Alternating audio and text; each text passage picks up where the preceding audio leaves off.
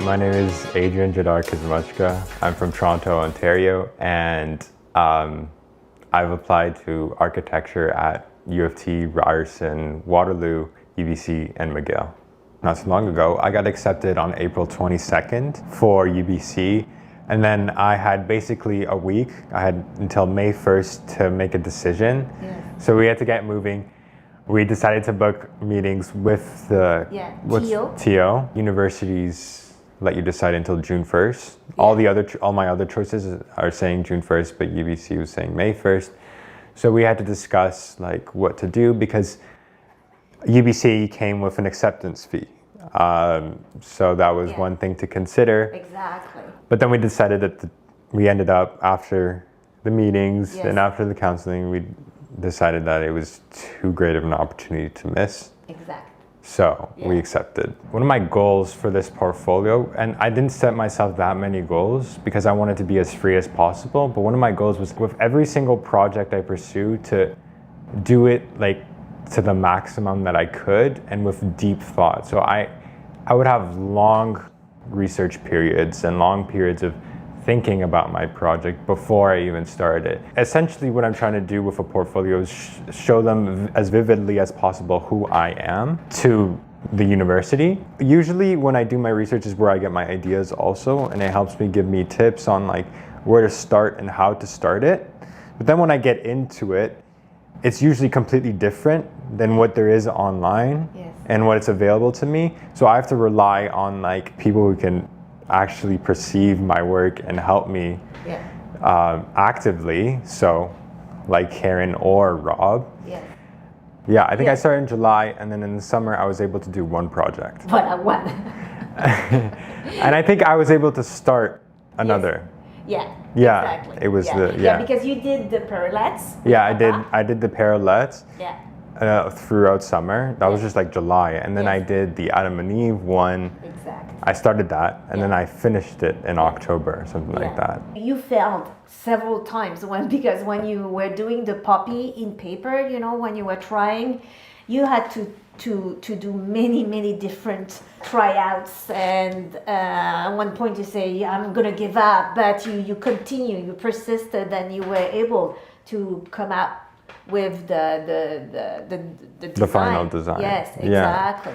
You know, like Adrien is like this. He starts, you know, very casual, and then he's super sharp focused. And so we were getting up, say, okay, 8 o'clock, we're gonna do this. Like we were in training. Like it felt like we were athletes, you know? With basically all the projects, it was something new. It was never something I was comfortable with. And I kind of accepted that and embraced that. I don't know why. I just wanted to do it. It got really stressful at one point. I remember we were doing a project for a whole week, like every day. You had to learn how to watercolor. Because one of his projects was... I had to learn how to watercolor for one of my projects, build a model. How to work with acrylic paint, because he never had done acrylic paint. With the acrylic paint, at the beginning, I said, how is he gonna do it? Like I was really skeptical. I said, oh my God, it's not gonna go like the way he thinks it's gonna go, and etc. But through his own deception and failure, he found a way to make it work. This is where I think his creativity comes out, because he struggles, but he persists, you know, like he doesn't give up. Like, especially with the acrylic painting, I really had to accept myself that I'm really bad at acrylic painting and just accept it and let myself go. The Virgil Abloh piece, I think I thought about it in November, and then I really started doing it in January because I needed time to research him. He was an extensively wonderful person, and he had like a big life, and I had to research a lot about him and understand him and his projects and everything like that. So after that was done, I was finally able to do it. Like, I think I did the project in 1 week or something like that. But I think also because you related to him, because his idea of the boyhood is something that touched you, you know, like that it's why you wanted to do this piece, because there's something that you learn through him. So for UBC, they had three almost like essay prompt questions where you had to answer them artistically with a project. And for those three projects, those were like probably the hardest to make and the most stressful, because already I spent a month doing like 8 projects for Toronto Metropolitan University and U of T. And so I basically had like no time because the due date was February 15th, right? So that's 15 days after the other. Luckily, I already had an idea for one of them and I made the project. I made one of the projects already for one of the prompts, but I still had 2 projects after February 1st. I still hadn't made at all. For 2 of those prompts, they were both ideas that came from videos that from a long time ago. Because one of the ideas was inspired by the building of Newton Cenotaph, a video that I watched in like 2020. I remember it caught my attention, forgot about it completely, and then out of nowhere it just came back. And it was kind of like, it just kind of connected together. And the same thing happened when trying to find a pet to fit into my domicile, trying to find a unique pet that I could choose. I made a list of pets that I could take. So I decided to choose ants as my pets of choice for a number of reasons, one of them being for the rarity. Nobody really owns ants. I realized that there was this one video that I watched a long time ago about this guy making like really cool ant domiciles for his ants. And then for the Colosseum, I think it's one of those things again where it's like just observing everyday life and like relating it to my projects. Because I think I was on YouTube and I saw this video of, oh, this is actually how the Colosseum like functioned back in ancient Rome. And then the connection happened, right? A connection between how the Colosseum's an inverted mountain and basically how a number of ants, they like to dig deep, and how really like the Colosseum would be a perfect viewing point to see ants, their tunnels, and everything like that. It sounds really weird when I just say it. It'll make sense when people see it.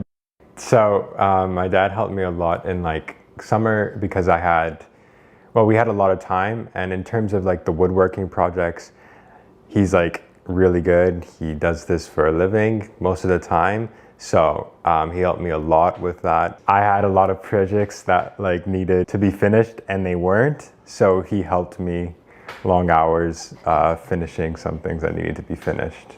But also, as a parent, you need to be prepared, like financially also to be able to give to your child, what Adrien needs. Like I feel very privileged that I've been on the ball since he was born because I've been saving, because it costs, everything has a cost. Yeah, it was helpful to have somebody to like help you when you're stuck with the poppy at one point.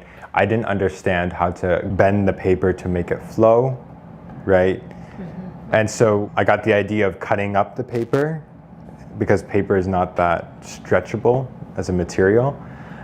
And then we figured out together how to put these up in a specific manner so it sort of gives it a wave sort of feeling. Yeah, having other people to help you getting unstuck.